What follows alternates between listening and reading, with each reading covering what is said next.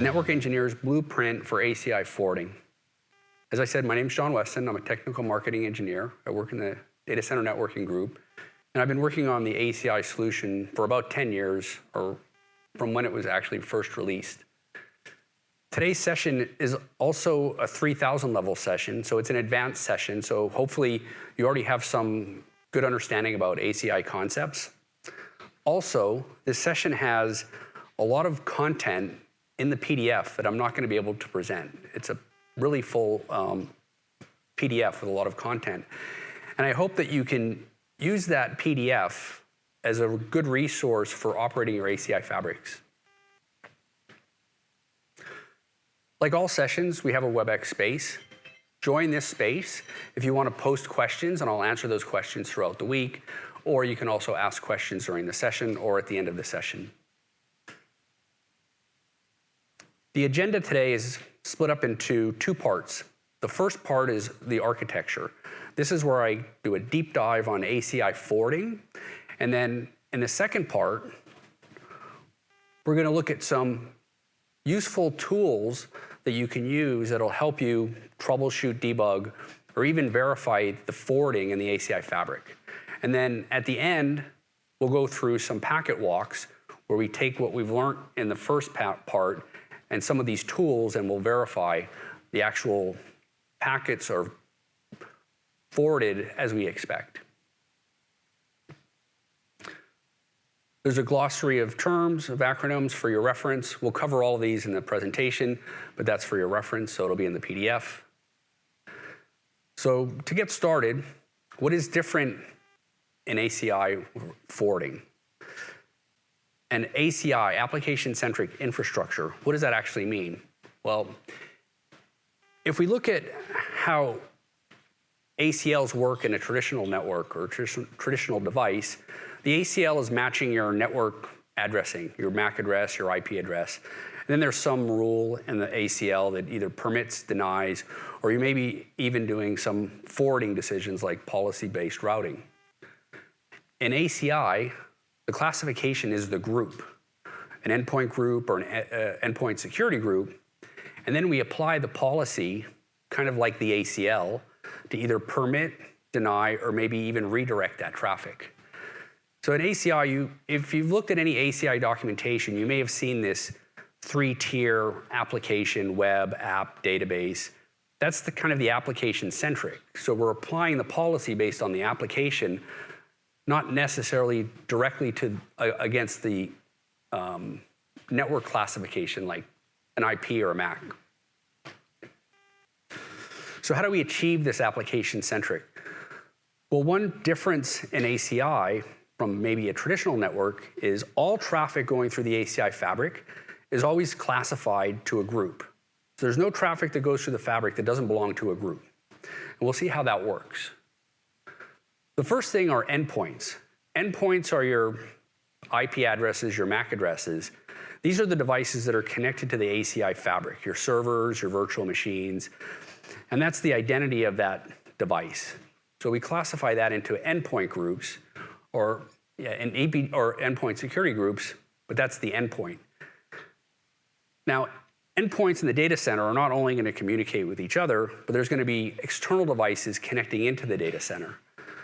So the external network is also part of a group, but we don't classify external network addresses by individual endpoints. So we use policy prefixes. This is like a longest prefix match, and it's assigned to a group or an EPG, but more specifically, it's an external EPG. These are EPGs that are configured under L3 outs that represent your external network. So that's how we do the grouping. The next component is something called a PC tag. The PC tag is really the identity of that EPG. The switch doesn't know what web or app or database means. The switch deals with numbers. So the PC tag is that numerical identifier of that endpoint group. And sometimes you might hear some different terms like class ID, PC tag, or we might even say S class or D class, depending on the direction. And then finally, the last component are the contracts. These are the ACL-like like ACLs that permit or deny or redirect that traffic between these groups.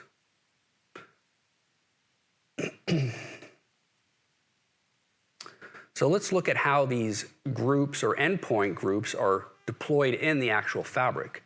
So I can have my logical configuration of the group.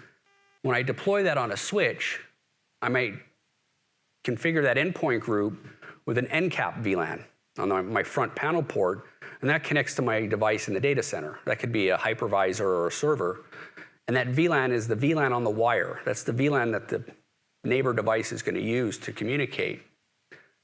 Or I could even use a VXLAN encapsulation if I'm going to maybe a Kubernetes node. When this is deployed on the switch allocates some internal VLANs. They're called PI VLANs or platform-independent VLANs, and these are different from your NCAP VLAN. And you'll also see a VLAN for the bridge domain as well as the NCAP. If I deployed this EPG on another switch in the same fabric,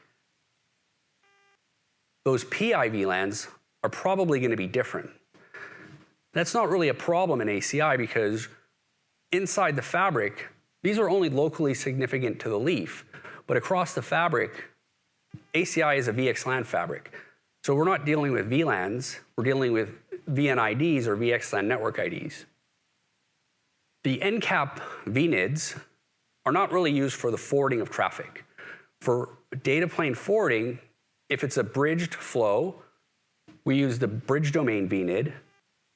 And if it's a routed flow, we use the VRF VNID. So now let's take a look at an endpoint. An endpoint is learned by the leaf switches in the fabric, and the leaf learns this in the data plane, and it learns both the locally connected endpoints and the endpoints that are connected to other leaf switches. If we look at what's learned for the locally connected ones, the leaf learns all the VNIDs, the NCAP VNID, the bridge domain VNID, the VRF VNID, because it can get all that from the NCAP from where it received that packet in the data plane.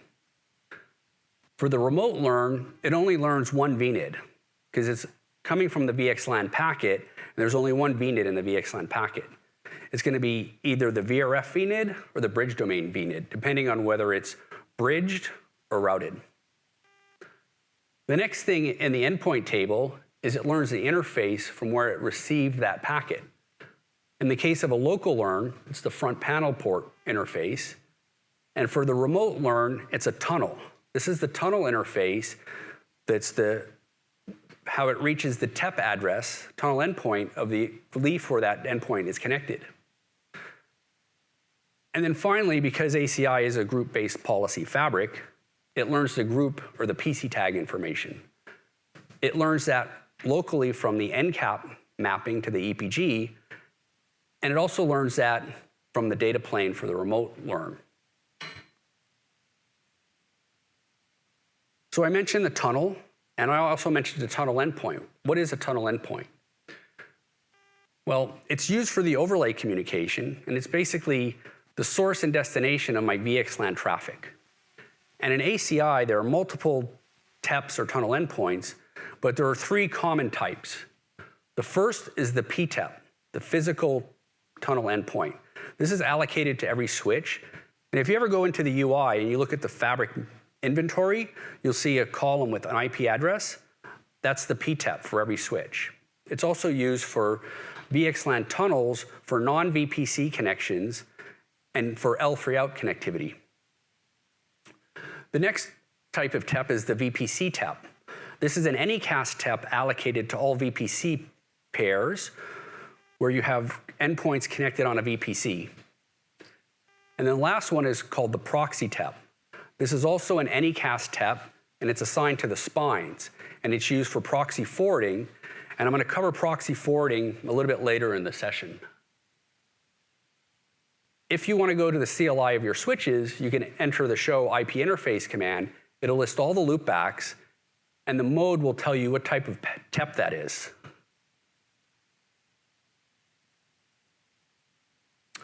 So what about the tunnels themselves?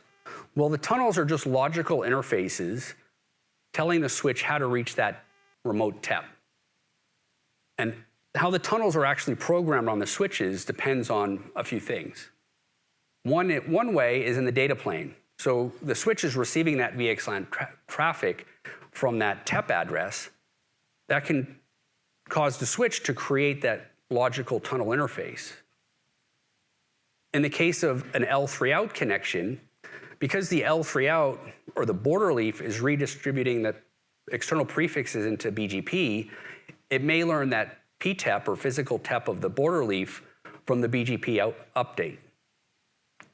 And then finally, ACI is running an IGP, a protocol for advertising the tunnel endpoints, which is ISIS, and it may create these tunnel interfaces directly from ISIS.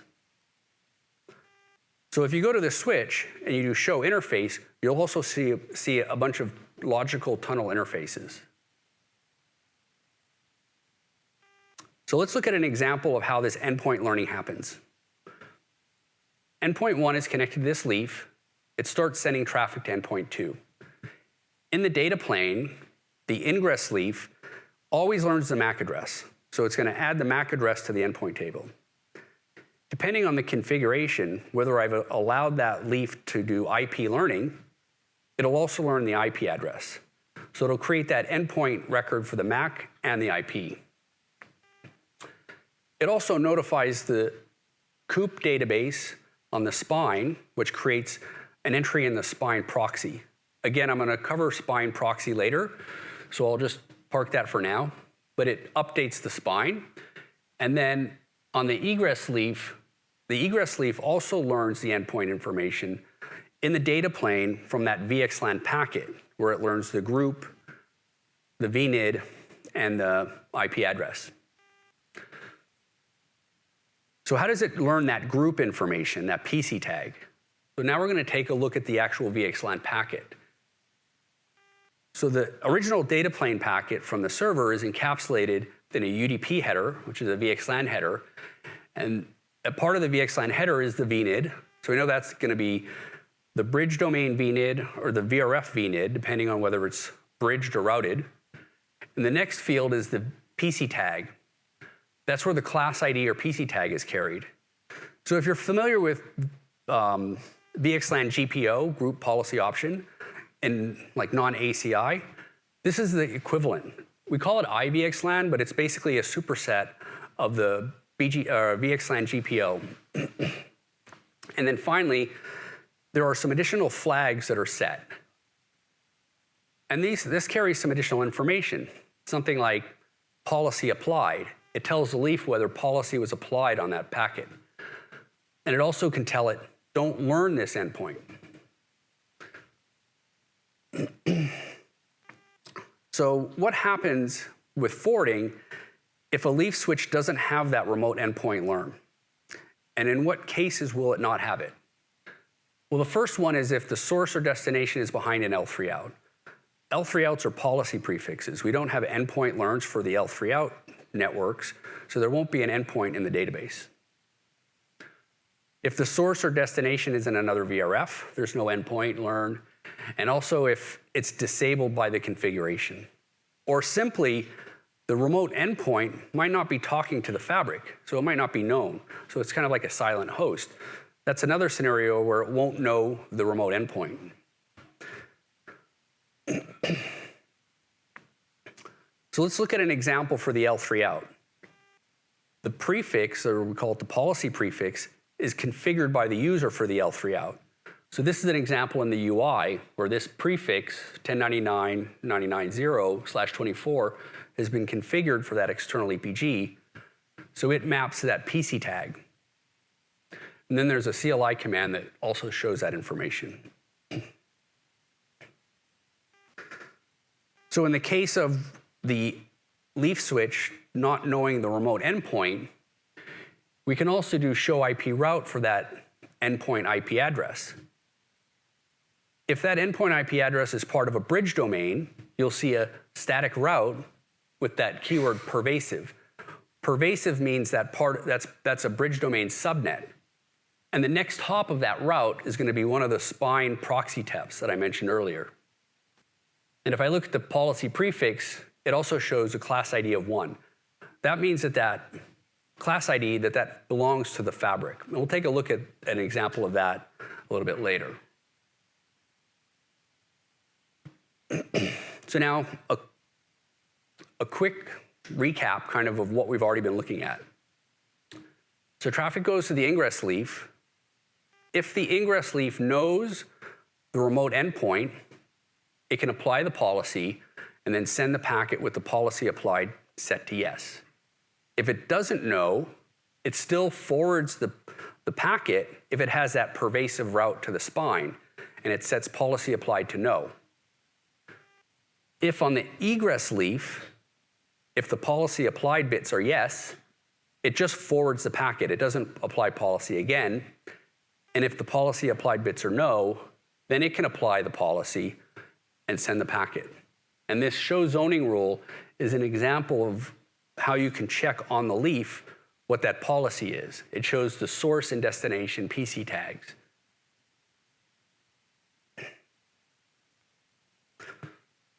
So that's for unicast traffic. What about flooded traffic? Broadcast, unknown unicast, multicast, that type of traffic.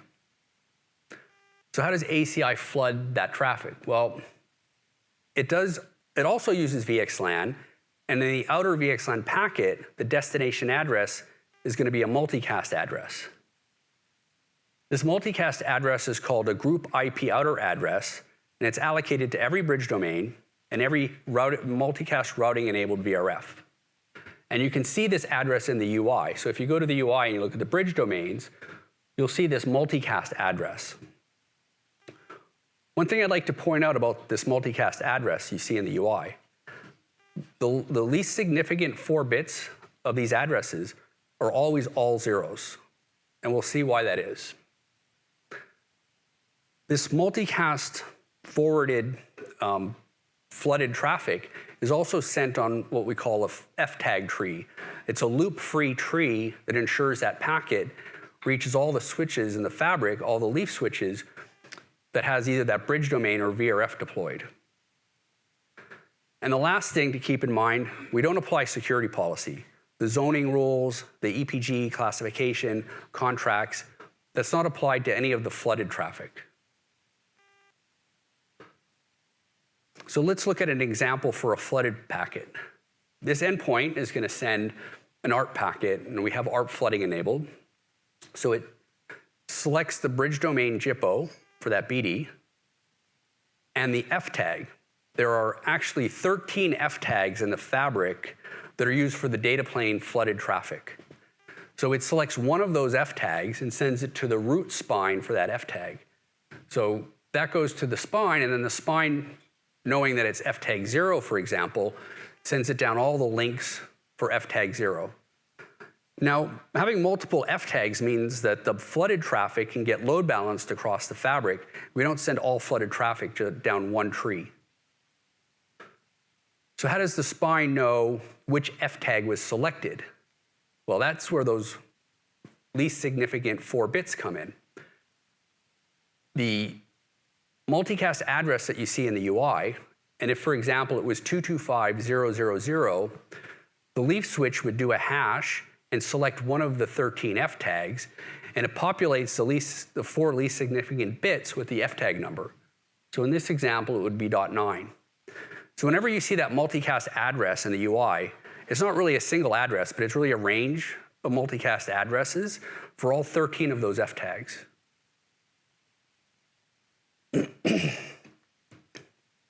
So I mentioned proxy forwarding. This was something that we looked at a couple of times. Now I'll explain how that works. Our example again, where our endpoint is communicating to the leaf, it learns that endpoint information. It also notifies the spine. And what it's telling the spine is, this endpoint is reachable by this leaf. Leaf 1 knows how to get to endpoint 1. Why do we do this proxy forwarding? Well, one of the reasons is to scale better in the fabric. When the spine learns that endpoint information, it doesn't propagate it to the other leaf switches. So leaf 2, 3, and 4 won't receive that endpoint information in the control plane. This is because I may not have that bridge domain deployed or a contract or some configuration that requires communication. So if leaf 4, for example, never needs to talk to leaf 1 for that endpoint, it doesn't have to learn that information. But what happens if leaf 3, for example, does need to send a packet to that endpoint? Well, this is where the proxy forwarding comes in. Remember that pervasive route? The leaf will then send it to one of those loopback addresses or proxy TEPs on the spine. So this is how you can check the proxy TEP. The first thing is the show IP route command. We already looked at that, and it shows the pervasive route.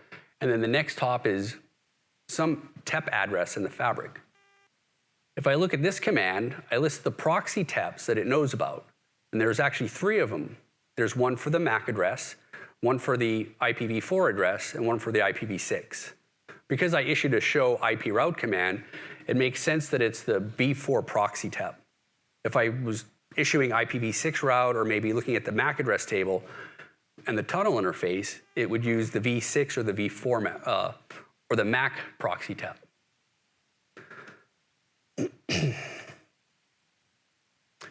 So I mentioned also COOP.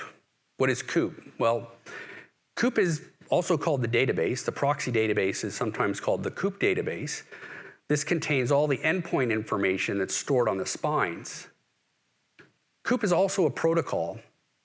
So think of, in the previous example where the spine doesn't notify the leaf switches, that's because COOP is a different protocol than, for example, BGP EVPN.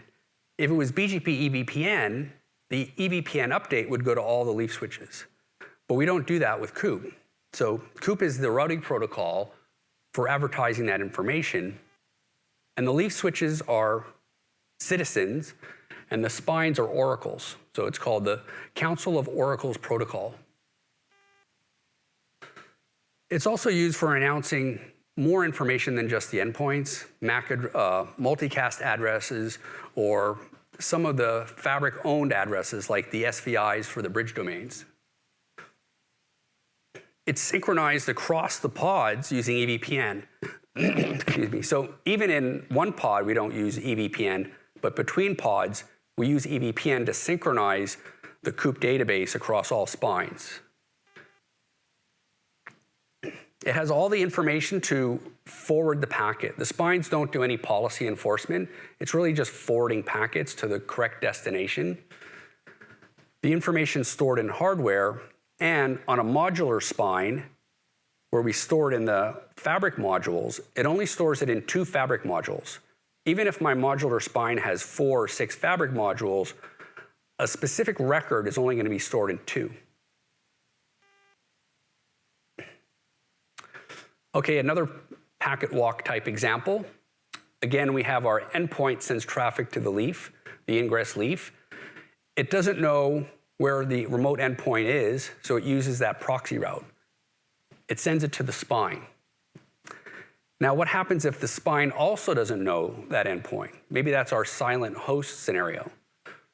Well, if this is a routed or a layer 3 traffic, the spine itself can generate an ARP. It's called an ARP glean.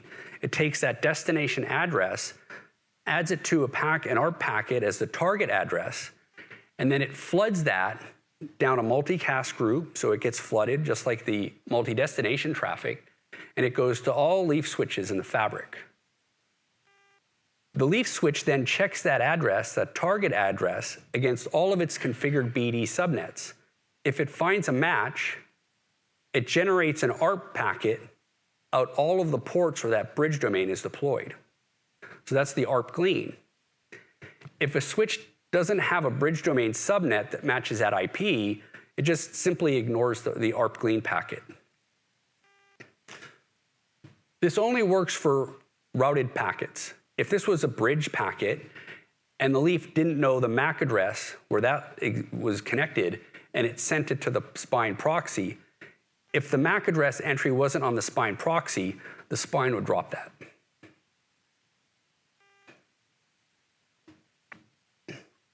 So let's look at how ACI is actually going to build these forwarding tables.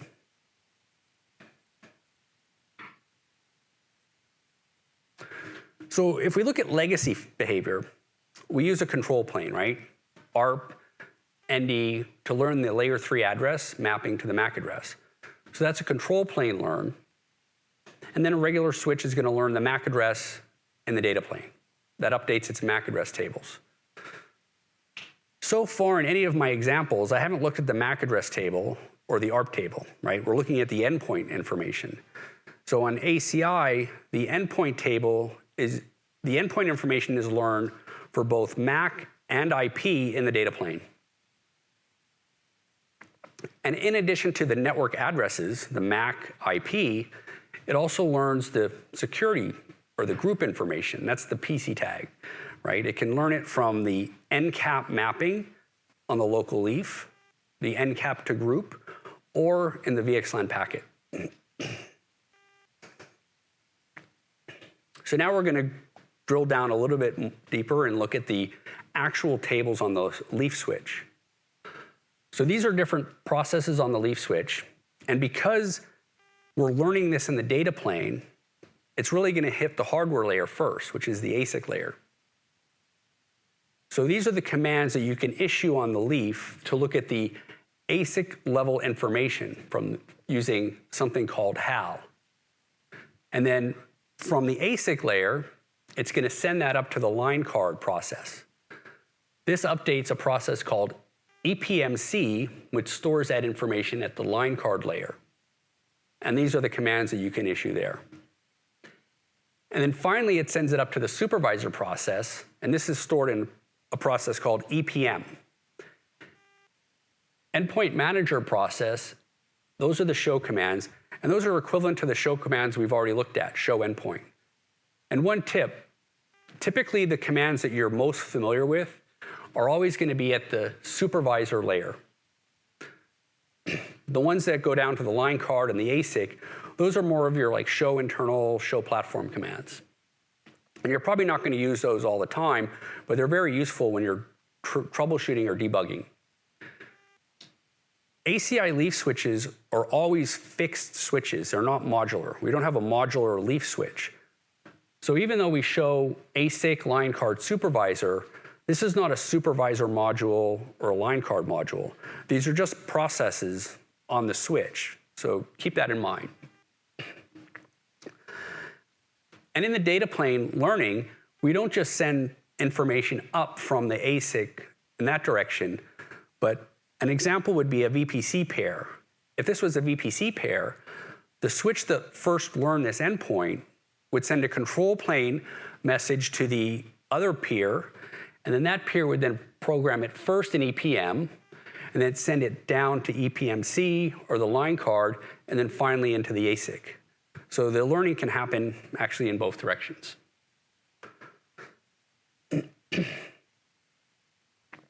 So what about ARP? Well, I mentioned we didn't look at the ARP table when we checked the endpoint information, but ACI still uses ARP. It uses ARP for layer 3 outs to discover the MAC address of the neighbor device on the border leaf. And we use it also for some of the overlay learning, right, to resolve the next hop for the OpenStack, for example. So what do these processes look like when we look at them in the supervisor line card and ASIC layer? Well, the first one is show IP ARP, so you're probably familiar with that. And like I said, at the supervisor layer, those are the commands you're going to be most familiar with.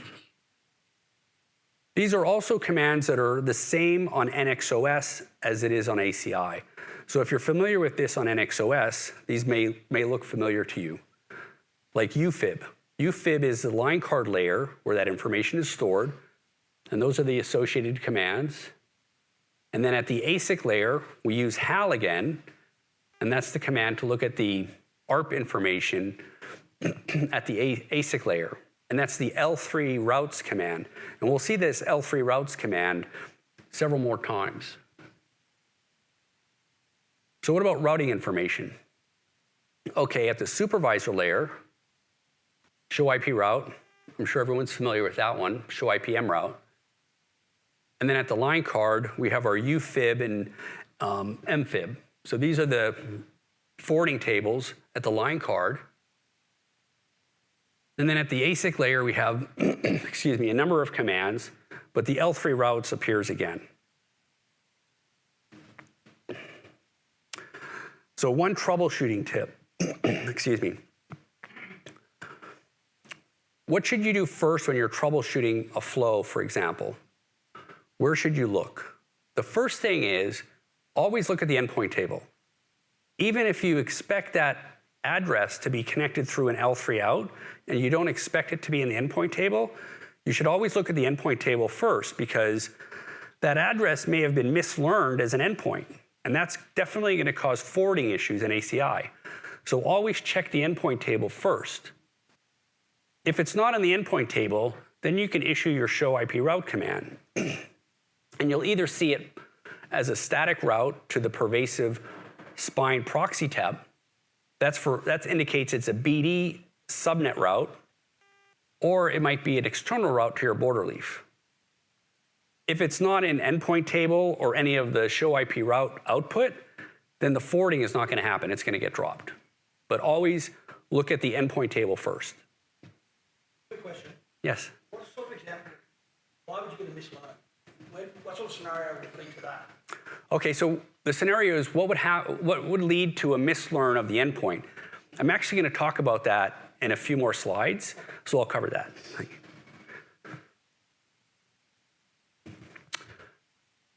In ACI, we're also applying contracts for the unicast traffic.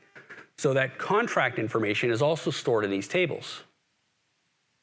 The contracts are configured on the APIC. So that's pushed to the leaf from Policy Manager. So it's going to be programmed in the supervisor first.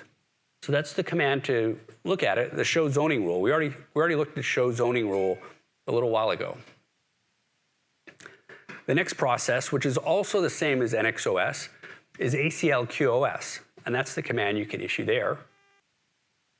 And then finally, the command for looking at that information at the ASIC layer. So in those previous examples, excuse me, I mentioned HAL several times. What is HAL? HAL is this hardware abstraction layer, and it's something that's available on all of the second gen and later switches. These are your EX, FX, GX switches. And what it does, these second generation switches have different ASIC families. An EX has a different ASIC than an FX and then a GX, for example. So HAL is an abstraction layer that allows you to issue the same command. Even if these ASICs have different names for the forwarding tables, HAL understands that, and then it can query the ASIC information, and it basically lets you use the same command on different ASIC families. And this is actually the output to one of those show L3 route commands, the show platform HAL L3 routes. The L3 routes command at the ASIC layer has all the information we've been looking at so far. It has the endpoint entries, the /32s. It has the BD pervasive routes, and it has the external prefixes as well. And it also tells you which class ID or PC tag each of these prefixes is associated with. And this is in hex, so you'd have to convert it to decimal if you were comparing it to the value that's on the APIC UI. So you might ask, why don't I just look at HAL? Why do I go through the endpoint table and then the routing table? Well, this output has actually been compressed just to show it on the screen. But if this was actually, if I was on the CLI and I typed this command, it would be a lot of output. And I'd even actually have to stretch my window to support all the columns that it's going to show. So in a lot of cases, the output is actually really too much information. But it has a lot of information. You might have to look at it if you're really troubleshooting a serious problem. But most of the time, you just look at like the endpoint table or the show IP routing table. Okay, what about configuration? We looked at some of the characteristics of the forwarding in ACI. What configuration settings will have an impact to the forwarding? The first one is the VRF we'll go through the VRF, bridge domain, EPG, and then global settings, and I'll start with the VRF. The first one is policy control enforcement. This is a setting at the VRF that tells the fabric whether you want to enforce policy or not. If I disable policy control enforcement, contracts, zoning rules, none of that is used. Traffic is just allowed, just like in a non-ACI environment. We're just going to permit all traffic. You should not enable this. You should not disable policy control enforcement. In ACI, we have other ways to achieve that same functionality. There's features like VZNE, which is a way to apply a permit any contract automatically to all groups in the VRF. Or you could use, another example would be where I create an ESG, an endpoint security group, that's a catch-all, and I can put all EPGs in that one endpoint security group. Those are a couple of options that basically enable unrestricted communication, and you don't have to change that setting. And the reason we don't recommend that you change that is if at some point in the future you wanted to apply some policy and you wanted to change that setting back to enforced, that's a disruptive change. So you're going to disrupt all traffic in that VRF. So that's the reason why we recommend you just leave that enforced. IP data plane learning, I'm going to cover that actually in one of the other sections because it's a feature that's applied in various places. And then the policy control enforcement direction. When ACI was first released, policy control enforcement was set to egress. This meant that every switch, when connecting to an external network, would not enforce policy, it would send it to the border leaf, and the border leaf enforced all of the policy. Well, this proved to be kind of a hotspot or really a scale issue for the border leaf. So we changed the enforcement direction to ingress, and now the non-border leaf switches will enforce the policy before sending it to the border leaf. And that's that policy prefix that we looked at earlier. That policy prefix gets programmed on the non-border leaf switch. This is also a setting that you should probably leave at the default, which today is ingress enforcement. There were some cases where you might want to change it back to egress, but really they're not used very much today, so you can probably just leave it at ingress. What about the bridge domain settings? Well, these multi-destination ones are controlling whether it's going to do flooding or not. The one I really want to talk about is the L2 unknown unicast. When I looked at that proxy example where traffic was sent to the spine and the spine didn't have an entry, well, for the layer or the bridged flow, it drops that because if it doesn't have a MAC address in the spine database, it's going to drop that. You can disable that proxy behavior for layer 2 traffic or that bridge traffic. So when it doesn't have an endpoint, it's actually just going to flood. It's going to flood all layer 2 unknown unicast. And this is something that you may actually want to use because if you're migrating, for example, from your existing environment into ACI, a lot of times you'll connect your existing switching infrastructure to the ACI leaf switch on a VLAN. So you're doing some basically VLAN trunking into ACI.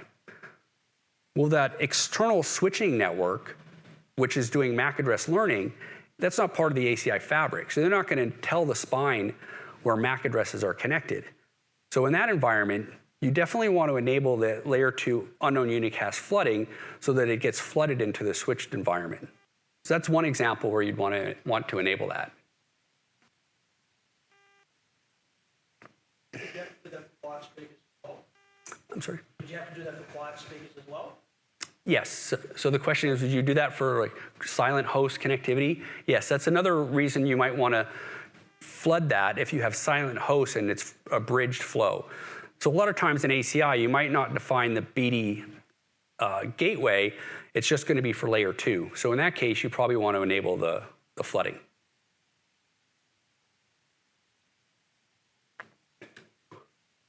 So limit IP learning, I'm going to cover that in the global section because that's another setting that can be configured in multiple places. And I just actually mentioned this one, unicast routing. Sometimes I'm not using ACI for routing traffic, it's just bridging. So there's a setting in ACI called unicast routing. If you have the gateway defined in the ACI fabric, you definitely want that enabled. If it's not the gateway and you're doing L2 only, you should definitely disable unicast routing. You might be tempted to leave it enabled because you're going to have that IP learning, right? The IP address is going to be learned in the data plane. So from like an operations perspective, I might think it's beneficial to be able to see the IP addresses. But that comes back to the question you're asking earlier. This is a scenario that can cause that unintended learning where you now see an IP address in the endpoint table, but maybe you're just bridging it and then it's coming back in through an L3 out connection. So that mislearning is actually going to cause forwarding issues. That's the reason we always recommend, if ACI is not the gateway, don't enable the unicast routing. And then finally, ARP flooding. ACI, specific to ARP, separate from the layer 2 unicast flooding setting, you can also control whether ACI is going to flood ARP packets or it's going to do proxy. That means if this host actually sent an ARP request for another device, if ACI knows the endpoint of that remote device, it sends that ARP request as a unicast packet to the leaf switch where the endpoint is connected. So it doesn't flood the ARP. Or if it doesn't know, it can also send it to the spine proxy.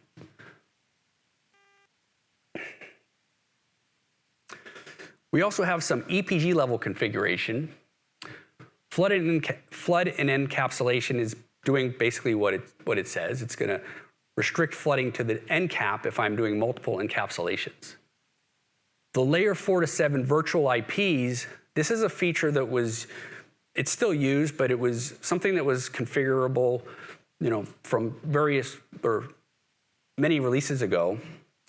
And the reason for that feature is if I have a load balancer connected to my EPG, and that load balancer is sending traffic to the backend server, and the backend server is bypassing the load balancer when it sends the traffic back, that's called direct server return.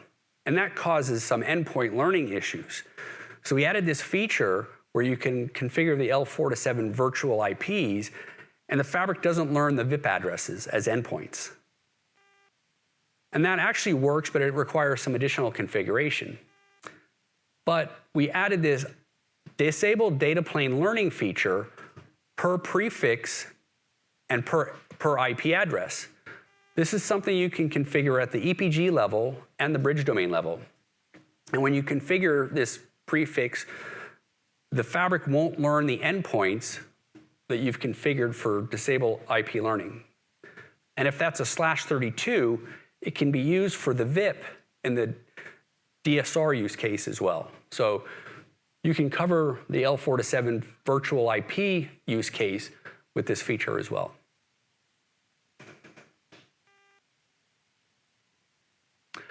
And then finally, the global settings. So the first one is also a bridge domain setting, but it's actually better to be enabled at the global level, and it's limit IP learning to the subnet. This works at the bridge domain level. It only works on the local endpoint, but at the global level, it works on the local and remote endpoints. And what it does is, if it receives a packet with an IP address that doesn't belong to the bridge domain, it doesn't learn that IP. So that could be like a spoofed packet.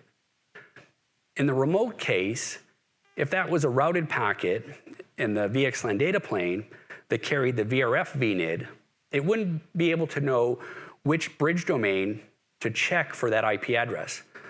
So what it does in the remote case is it checks all the BD subnets in that VRF. If it doesn't find that IP address in any of the BD subnets, it also doesn't learn the IP. So this is a feature that you probably want to enable, and it prevents some of those kind of IP spoofing cases. And then finally, disable remote endpoints on border leaf switches.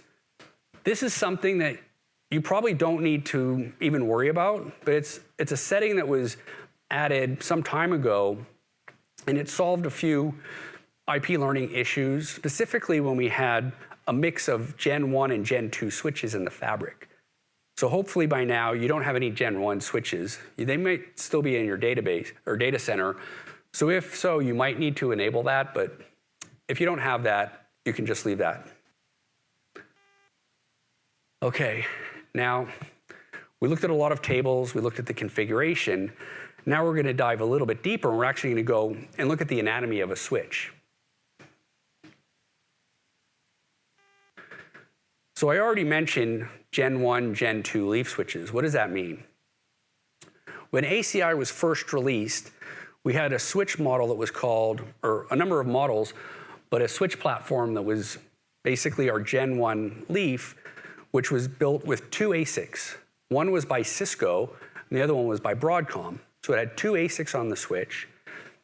And those tables, the routing table, the endpoint table, they were fixed tables on the switch. And there was an LST, a local station table, and a GST, global station table. So that's kind of a really, really high level view of the architecture for the Gen 1 switch. The Gen 2 switch uses an all Cisco ASIC. It's called the Cloud Scale ASIC. And these are your switch platforms that are EX and above, EX, FX, FX2, FX3, GX. These are all the Cloud Scale ASICs. If you're running ACI version 5 and later, you can't run any of the Gen 1. These are all old switches that have been end of life. They're still supported on ACI 4.x and earlier. But now we do all of the Cloud Scale ASICs. There are a couple of things that are really useful with the Cloud Scale ASIC. One is called this flexible tile architecture. These tiles are where we store that information, endpoint information, routing, policy. And in the Cloud Scale ASICs, you can configure a hardware profile depending on your use case. Say, for example, I have a fabric where I have a lot of multicast routing. I might need a very high scale multicast routing table. I can configure my switches to use a high multicast profile and increases the multicast route scale. Or maybe I'm applying a lot of contracts. I can use another profile that increases the policy cam for the contracts. So that's what the flexible tile architecture brings. And then finally, HAL, right? I talked about HAL earlier. HAL is that process that lets you query the ASIC. So you can get a lot of useful information directly from the ASIC. If you were to apply a different profile, does that require a reset? Yes, yes. So yeah, if you change the hardware profile on the ACI leaf switch, you always have to reload that switch. Okay, now we're going to dive a little bit deeper, and we're going to look at the inside of an ACI modular spine. ACI modular spines have ASICs at the line card level, so we have multiple ASICs, and then at the fabric module level, we also have ASICs. And the line cards connect to the fabric modules kind of in this kind of leaf spine topology as well. If I issued this show internal command for the HAL L3 routes, if I issued this command on the fabric module, this is an example of the output I might see. These IP addresses actually look pretty strange to me, right? 0.156, 3.124. These are very strange looking IP addresses. And you're most definitely not going to see these kind of addresses in your data plane. But what are these addresses? So one thing, remember the COOP database on the spine, that's actually stored in these fabric modules. And if I have a MAC address information or I have IP address information, I don't want to have to look up that information in different entries. So it combines those entries and it uses one of these IP addresses to get to that record. And that IP address, it's called a synthetic IP. And we'll take a look at exactly how that works. If I issued the command on the line card ASIC, I wouldn't get any output. The synthetic IPs are only stored in the fabric modules. Okay, let's look at an example of how that's actually being used. And we're going to go back to our proxy forwarding example. A leaf switch doesn't know how to reach an endpoint, so it sends that to the spine proxy. So the ingress traffic, the destination IP outer is going to be the proxy TEP on the spine. The destination IP inner is going to be the IP address that it needs to find out where that address lives. And then it also includes the VRF VNet. So that line card is actually going to do like a hash on those numbers, and it's going to get one of those synthetic IPs, those strange looking IP addresses, that tells it where to send that packet. So this is a command that you can use to get that information.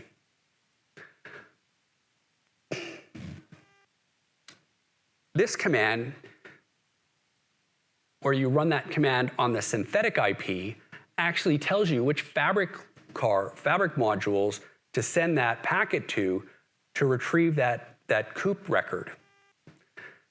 Remember earlier I mentioned when I was talking about COOP, on a modular spine, the endpoint records are stored in only 2 fabric modules, even if I had 4 or 6 fabric modules. So the synthetic IP tells the line card which of the fabric modules has that specific record. So you can see here that it's going to hash those requests to the 2 fabric modules that have that record. The fabric module, after it does its lookup and it finds a record, it sends that packet back to the line card. And it also uses something called a VN tag when it sends the packet back to the line card. You may have heard of VN tag before if you're familiar with FEXs, because FEXs also use VN tags.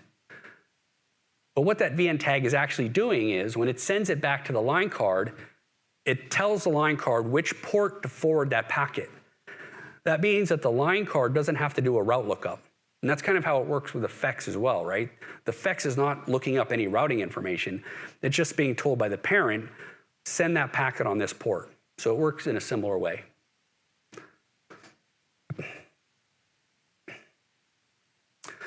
Okay, that was the first part, the architectural part. Hopefully that explained a lot of forwarding information and how its packets are forwarded in the ACI fabric. Now for this part, this is more of like a practical part of the session. This is going to look at some of the tools that you can use that help you operate and troubleshoot or debug forwarding in the fabric. So we'll start first kind of like at the high-level tools. This one is really useful. This is on the APIC, and if you have Nexus Dashboard Insights, it's also available in Nexus Dashboard Insights. But when I looked at these show endpoint commands earlier, I was doing that at a switch level. If I have a fabric with, I don't know, 200-300 switches, it's not practical to go to every switch and do that. Even if I was automating it, it's still, why would I do that? I have this tool. Here I can enter an IP address at the APIC, and it automatically tells me where that endpoint is connected if it's connected to the fabric. So this is like querying the COOP database, but through the UI. And it tells me exactly which switch, which port to connect to reach that endpoint. This doesn't give you layer 3 out information. It's only endpoints. So if I was looking for this information for an address that's behind a layer 3 out, I wouldn't get any output. These are the first tools I'm going to look at are like operations tools that are really useful. And they're useful for operations teams as well, so they can do some quick checks in the fabric.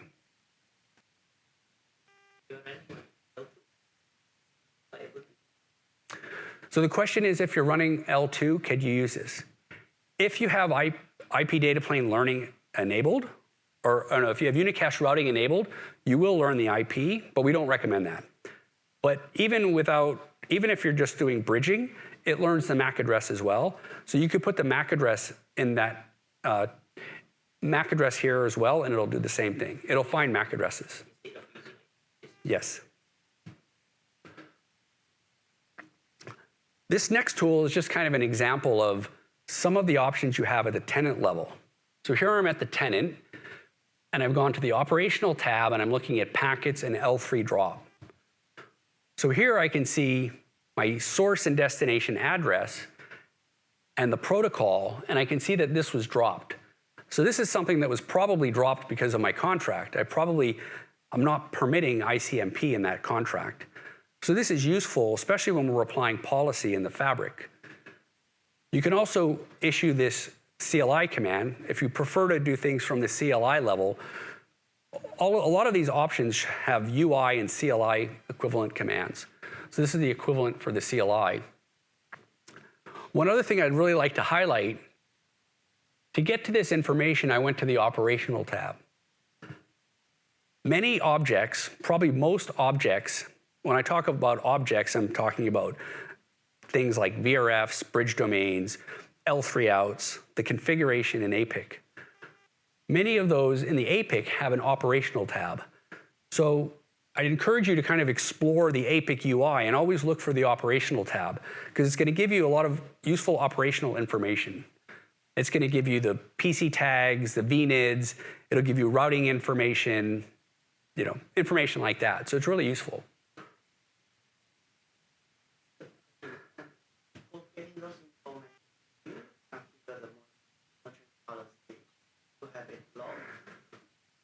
The question is, do you need to configure the monitoring policy for this information?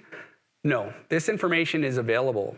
So ACI is, the object model we talk about in ACI, that's the database. And a lot of this information has an object in the database. So the UI is just querying that database. And that's always being populated. You don't have to enable any special settings.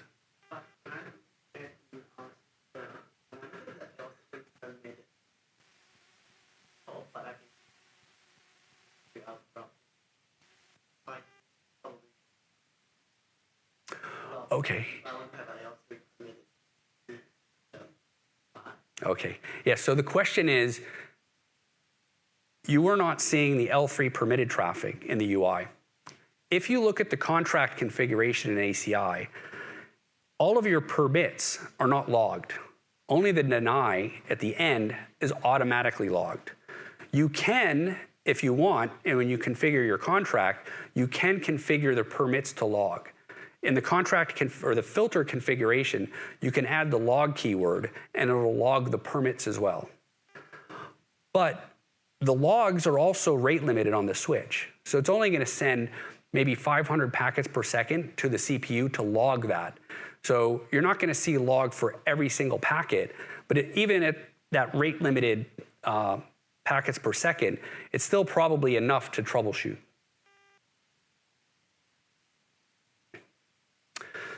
And this is another example of how you can troubleshoot. And really what this example is showing is, in ACI, we always tell you, all the configuration goes through the APIC. There is no config T or any configuration done at the leaf level.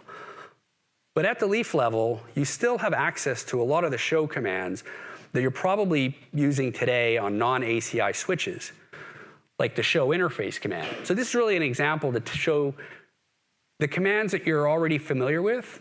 Many of those are going to also work in ACI.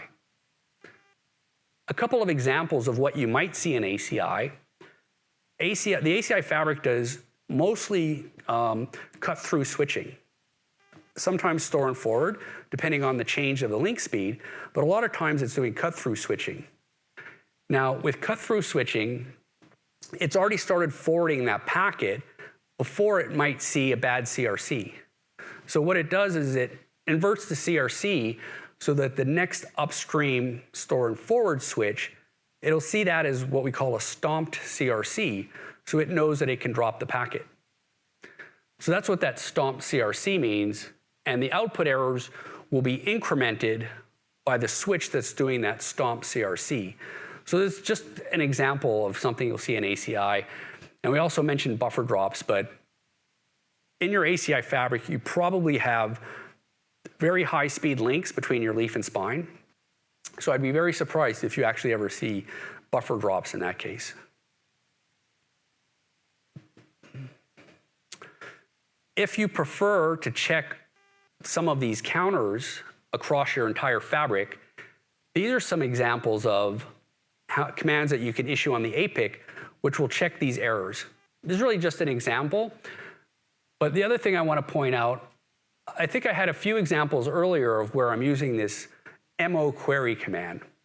This mo query command is querying that APIC database for the object. This is in the database, which also means I could make this same query through an API. I don't have to do it at the CLI. mo query is the CLI option for querying the information. But if there's an mo query, I can do that through the API as well.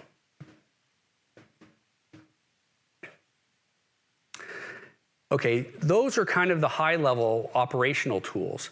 Now we're looking at one of the most important tools that you can have, and this is going to be a very low-level debugging tool. You've probably, I don't know, maybe you've heard of this before. Has anyone heard of ELAM? Okay, so there are a few. ELAM is available on other switches as well, and if you ever were working with TAC debugging a problem, TAC may have been running ELAM. So what ELAM is, it's Embedded Logic Analyzer Module, and we think of this as a tripwire in hardware. And what it does, when I set my ELAM settings, for example, I'm triggering on an IP address, a specific port, if that switch sees a packet, a single packet matching these settings, it triggers and it dumps the ASIC information for this specific packet. So it's not a tool that's going to give you a bunch of continuous output, right? It's not like I'm capturing an entire stream of traffic. It's only going to be one packet.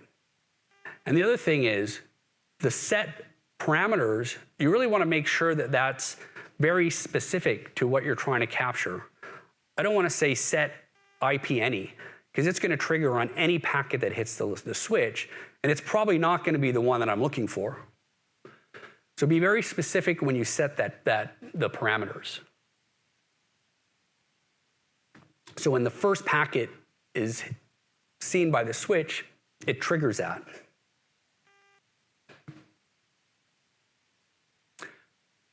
And now we're actually grepping. The report that's generated is going to be a very long report. So we're grepping for the drop reason. And that's one of the things you're probably going to look for when you do an ELAM. You want to know if that packet was dropped. And in this example, there's no drop. Earlier, when we looked at the switch, like the ASIC level information for the switch, there were different switch generations, EX, FX, GX. Each of these has a different ASIC. When I go to run my ELAM capture, the first thing I do on the switch, I go into the line card level. So that's that VSH LC. Then I enter my debug platform command, and that's where I specify the ASIC. So I know that I'm on an EX switch because I entered Tahoe for the Tahoe ASIC. So this is your cheat sheet. If you're running ELAM, you can save this and you can refer back to it depending on your switch platform. So here I'm running it on the Tahoe ASIC. For the switch, it's always going to be ASIC 0. There's only one ASIC for the leaf. And then before I set my parameters, I want to do a trigger reset. What this does is it clears any previous ELAM configuration that may be present. The in-select says, what kind of packet am I looking for? Is it a VXLAN packet or one from the front panel? If it's a front panel port that I'm looking for, I set it to 6, which is the outer packet. I could use 7 or 14 if I'm looking for the VXLAN packet.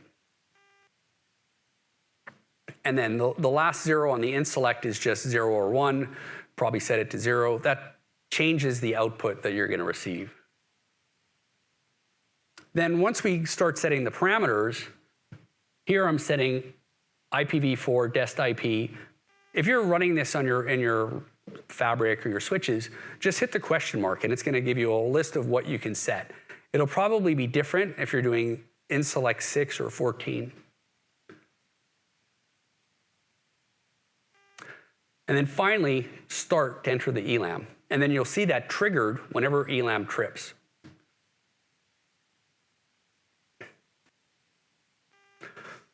So this is an example of the ELAM output. From 4.2 and later, you're going to get this output. It's called e-report. And it's going to print the output in a very human-readable format. Hopefully, you're all running 4.2 and later on your ACI fabrics.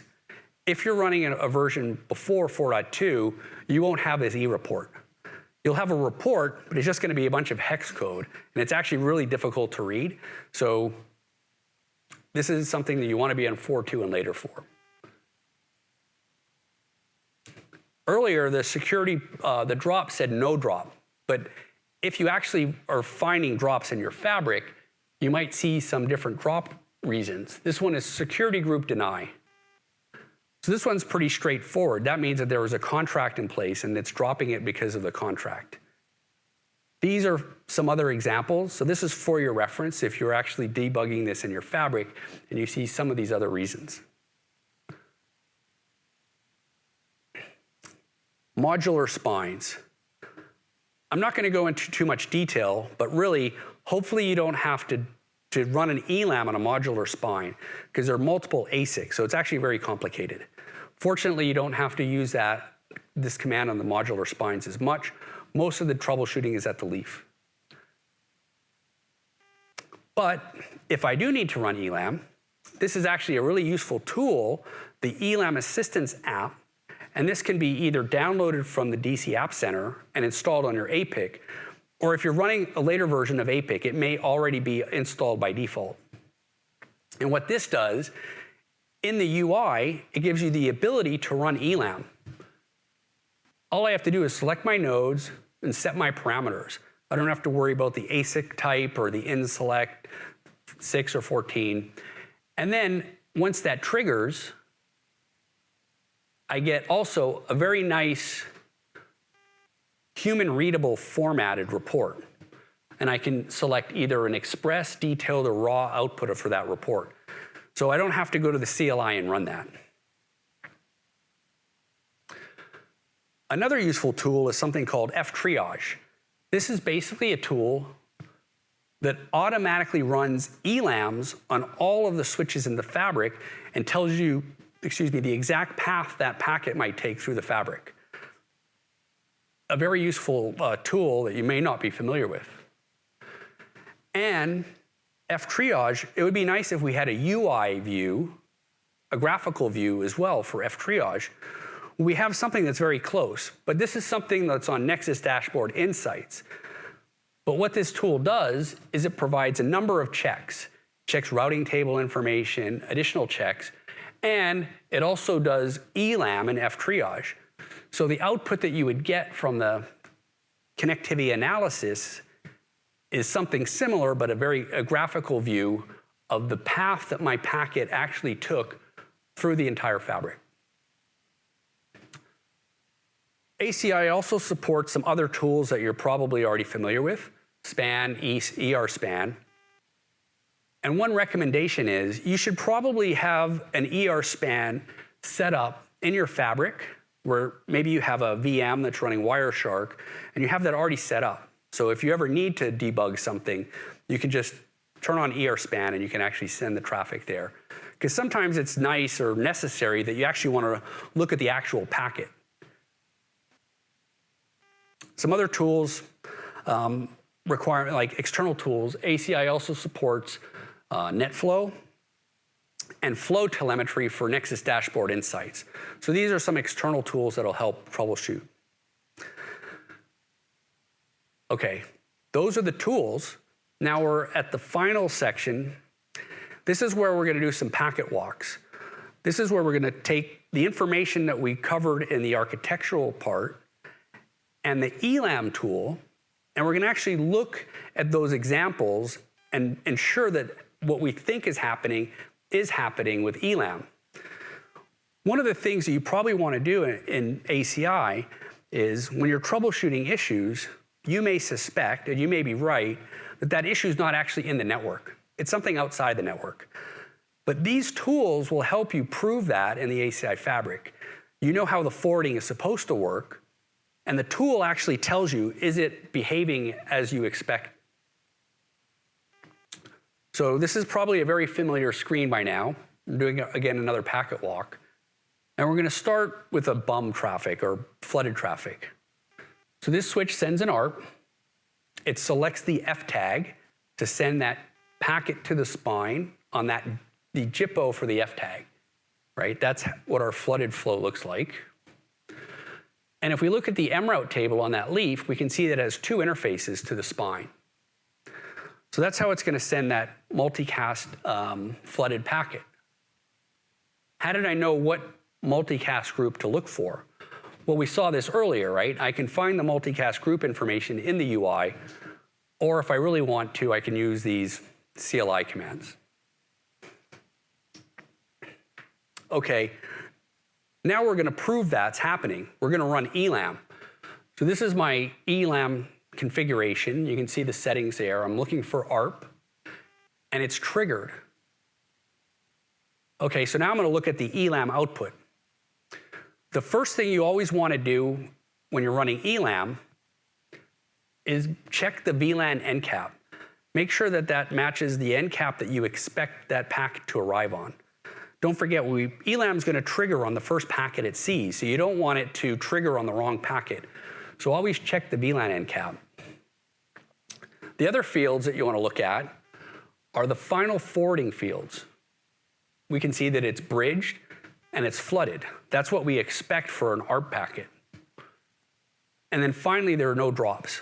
So this ELAM, which is being dumped from the ASIC, so it's very reliable information, this tells us that this switch forwarded that packet as expected. So I talked earlier about the F tag, the 13 F tags that are selected by the switch. There is no command that you can issue on the switch to say which F tag it's going to use. The only way to find out which F tag was used is to run an ELAM. With that selection, you said it was hashed earlier.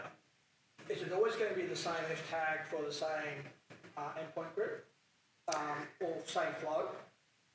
The question is, it is always going to be the same F tag for the same flow.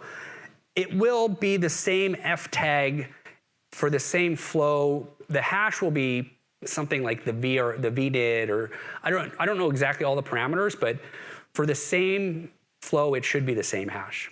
Right? So in the case of, say, we're doing kind of multicast, right, with different multicast groups, they might hash to different F tags. So this is what we can grep. We can grep for F tag in the ELAM report, and we can see the actual F tag number. And I talked about this earlier, but this is F tag 8. The JIPO that I see, the multicast address I see in the UI, is the .128. If I add 8 to that, the actual multicast address that should have been sent to select that F tag is the .136. So now if we look at the F tag command here, we can see the route for F tag 8 goes out port 129.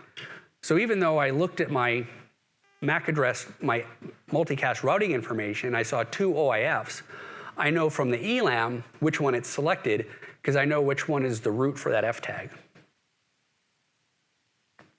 So now when it goes to the spine then forwards it on F tag 8 to the other leaf switches, and it gets the egress leaf. When it arrives on the egress leaf, it gets flooded out all the ports that are part of that bridge domain.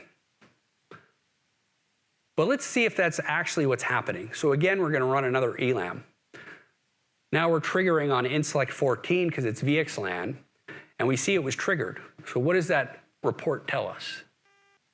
So the first thing is, because it's a VXLAN capture for the ELAM, it has the outer VXLAN packet.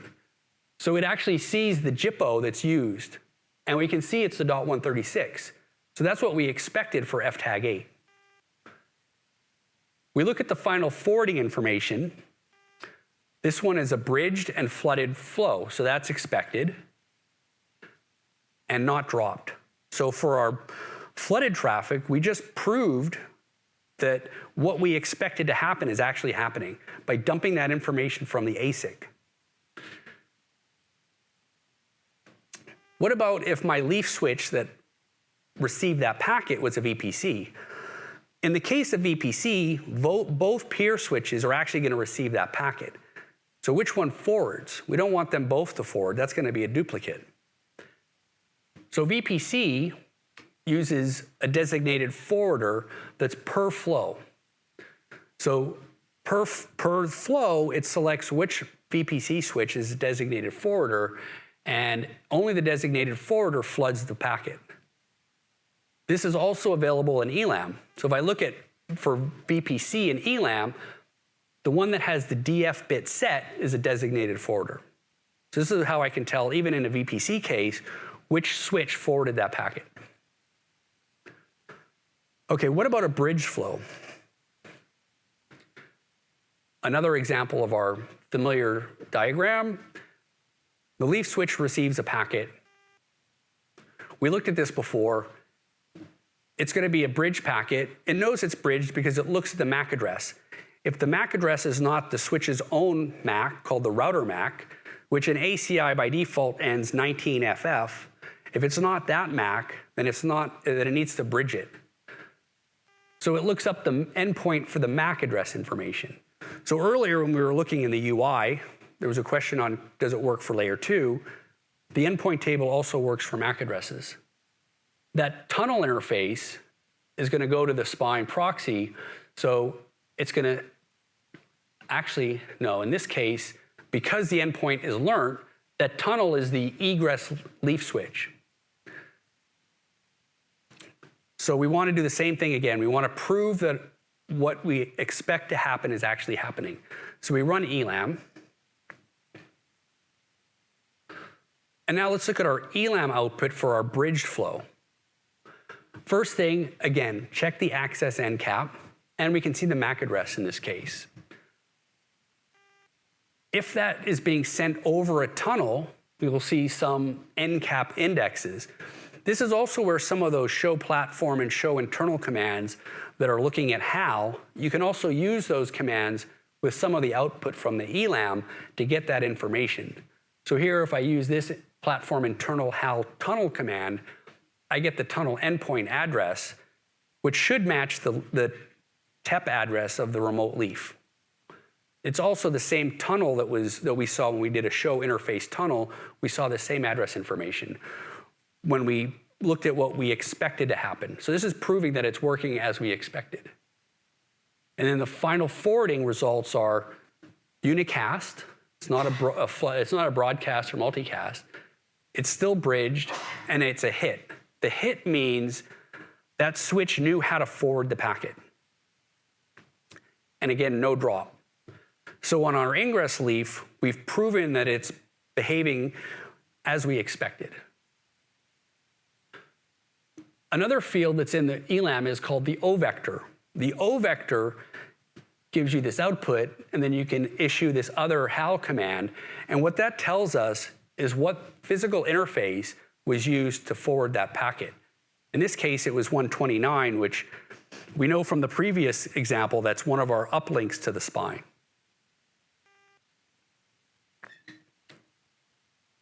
Because we're doing unicast forwarding right now, these are between EPGs, right? So we know we have to do some kind of policy. So we look at the contract information in the ELAM report as well. Here we can see the source and destination PC tag, because both the local and remote endpoints were learned, it could do the policy enforcement. And these are the same value, so the traffic is definitely going to be allowed unless I'm doing like intra-EPG isolation. But even though the traffic is permitted because it's the same group, it's implicitly permitted, it still considers it a contract hit. So it says contract applied yes, contract drop no. So it applied policy and it didn't drop due to any contract policy. So now the packet gets sent to the egress leaf. The egress leaf forwards based on the VNID and the endpoint information. It doesn't apply policy because policy was already applied, so it should just forward that to the endpoint. And it's going to forward it based on the MAC address information, which is reachable from port channel 5. So that's what we think is going to happen.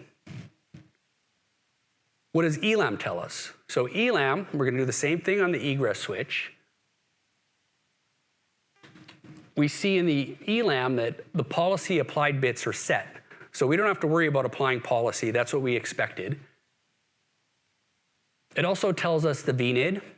It's a bridged flow, so it's going to be the bridge domain VNID. And our O vector. The output says that it was going to go at port channel 5, but what interface on port channel 5? Well, it's going to be sent on port channel or interface 134, which is one of the interfaces that are part of port channel 5. And then again, unicast, a bridge, and then a hit. It knows how to forward that. So that's an example of our bridged flow. Let's look at a routed flow. Familiar diagram, ping. This time the MAC address is the RMAC. It's that 19FF MAC address. So the switch knows that it needs to do an L3 lookup to forward that. We look at the endpoint information because that's the first thing we always do. And we see that it has an endpoint entry to the tunnel interface that goes to the egress leaf. So we expect that this leaf is going to forward, it's going to apply policy, it'll forward it to the egress. Let's see what happens. These are some of the commands that you can issue to get the contract information as well, right? So I can do show system internal, I get the endpoint, I look at the endpoint S class, and then I can do the show zoning rule for both the source and destination and PC tag, and then it tells me in the zoning rule if I'm applying this contract. So on the egress leaf, again, it's forwarding based on the IP address or the endpoint information, and it forwards it out port channel 5.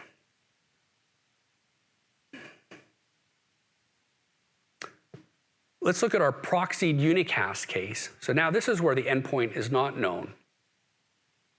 It receives its packet with the RMAC of the bridge domain. It looks at the endpoint table, and there's no entry, so we're going to have to go to the proxy.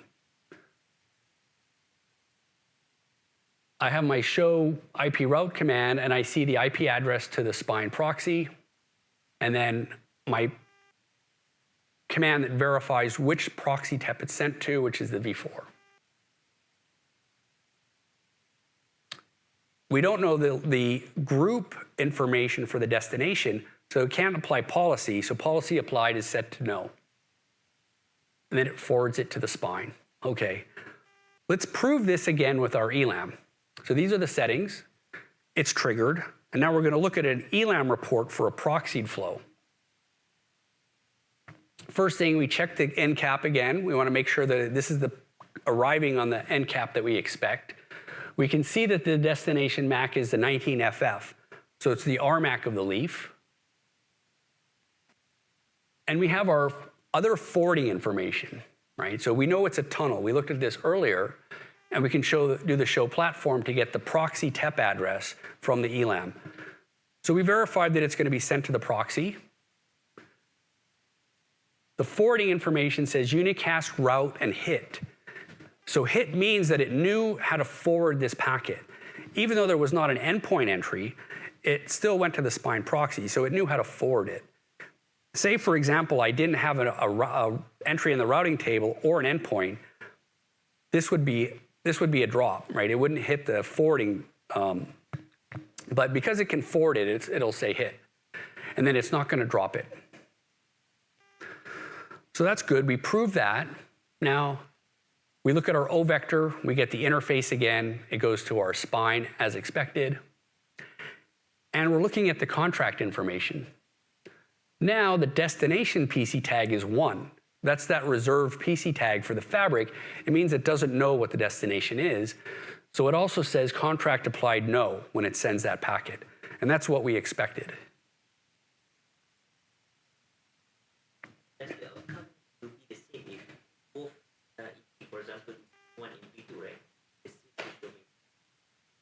So the output will be the same if it's EP1 or EP2. in the same bridge domain. So what we're doing with ELAM is we're triggering on a specific address. So this is just capturing one packet, but if there was another endpoint in the same bridge domain, we expect it would be the same behavior. But it also depends on the destination for this specific flow. So it's looking at the destination address as well as the source. So now what's the spine going to do? Well, it's going to look at its COOP database, and it sees the tunnel address of the leaf connected to the egress leaf connected to the endpoint. And we can see how it's going to forward that. Now, on the egress leaf, we look at the endpoint information, and it says, again, it's going out port channel 5.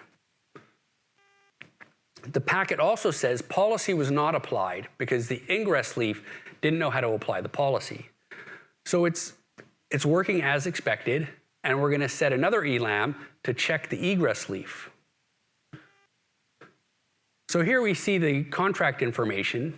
It shows 2 different PC tags, so they're in different EPGs.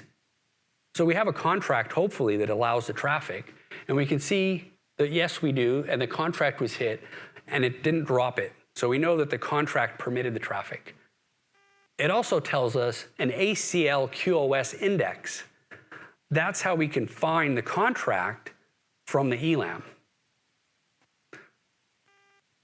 So how does that work? Well, if I take the ACL QoS index and I run this zoning rule command, the show system ACL QoS for the zoning rule, it gives me the rule ID. And then I can go back to my normal shell and run the show zoning rule command for that specific rule ID, and it tells me what contract was hit.